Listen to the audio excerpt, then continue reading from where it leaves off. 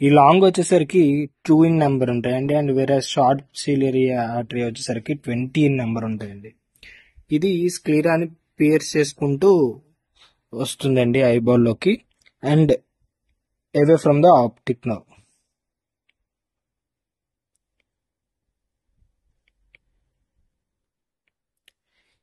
ఇది ఈ long posterior ciliary artery వచ్చేసరికి స్లీరాకి అండ్ కొరాయిడ్కి మధ్యన పాస్ అవుతూ ఉంటుంది. అండ్ అలా పాస్ అయ్యి 2 బ్రాంచెస్ కింద మళ్ళీ డివైడ్ అవుతుంది.